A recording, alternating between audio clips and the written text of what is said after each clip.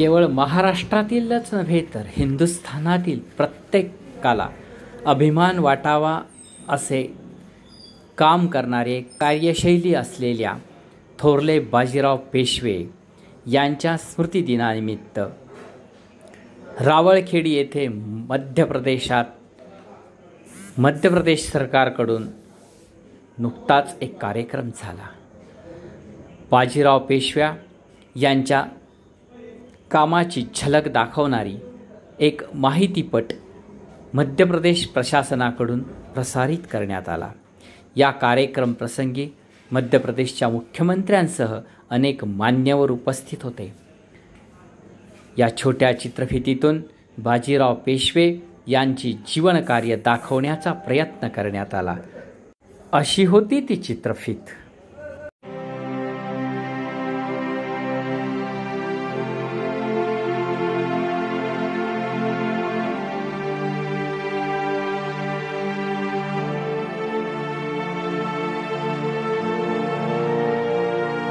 इतिहास के महान शूरवीरों को जन्म देने वाली भारत भूमि के कण कण में वीर गाथाएं बसती हैं। भारत की इस वीर उर्वरा वसुंधरा पर वीर गाथाओं की इस सूची में नया अध्याय उस समय जुड़ा जब 18 अगस्त 1700 के दिन पेशवा बालाजी विश्वनाथ के घर पुत्र बाजीराव ने जन्म लिया, जिन्हें ऐतिहासिक ग्रंथों में बाजीराव प्रथम के रूप में संबोधित किया जाता है। इन्होंने आगे चलकर मुगल साम्राज्य की नींव हिला दी। छत्रपति शिवाजी के बाद मराठा शक्ति को पुनर्स्थापित करने और मराठा साम्राज्य को अखिल भारतीय शक्ति बनाने का श्रेय इसी महान योद्धा को जाता है। पिता की मृत्यु के बाद अप्रैल 1720 को जब छत्रपति शाहू जी ने बाजीराव को पेशवा नियुक्त किया, उस समय मराठा राज्य सीमित था एवं शक्ति संग्रह कर रहा था। वहीं पतन की ओर अग्रसर मुगल साम्राज्य ही उस समय देश के अधिकांश क्षेत्रों में प्रभावी था। लेकिन बाजीराव ने मुगल साम्राज्य का सटीक आकलन करते हुए छत्रपति से आग्रह किया, हमें इस जर्जर वृक्ष के तने पर आक्रमण करना चाहिए, शाखाएं तो स्वयं ही गिर जाएंगी।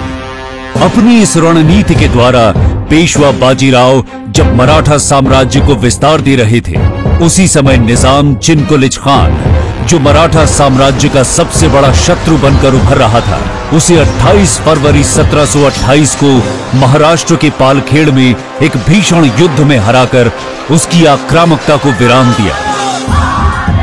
ये एक ऐसी विजय थी जो आज भी सैन्य विशेषज्ञों को आश्चर्यचकित करती है। रणनीति के अनुसार लक्ष्य पर केंद्रित बाजीराव ने पहले मालवा फिर बुंदेलखंड में अपनी विजय पताका फहराई और मोहम्मद खान बंगश को परास्त कर महाराजा छत्रसाल को अभय प्रदान किया। इस नवीन विजित क्षेत्र के राजस्व और क्षेत्राधिकार को दृढ़ता प्रदान करने के लिए पेशवा ने दिल्ली की ओर प्रस्थान किया। यह अभियान पूर्णतः सफल रहा, लेकिन इस अपमान से बौखलाए मुगल बादशाह ने निजामुल मुल्क और सादत खान जैसे अपने बड़े सैन्य सरदारों को बाजीराव पर संयुक्त आक्रमण के लिए भेजा। पेशवा ने अपने से कई गुना बड़ी इस सेना को भोपाल के पास युद्ध में परास्त कर दिया। इसके परिणाम स्वरूप तुराहा सराय की संधि के द्वारा मालवा के साथ नर्मदा और चंबल के क्षेत्र भी मराठा राज्य में सम्मिलित कर लिए गए।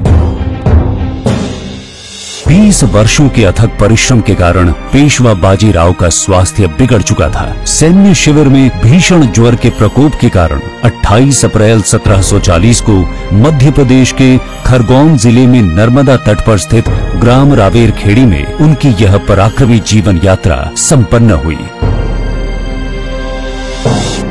ऐसे वीर प्रतापी अजेय योद्धा, कुशल रणनीतिकार एवं भारत के सच्चे सपूत पेशवा बाजीराव प्रथम को मध्य प्रदेश की धरती नमन करती है।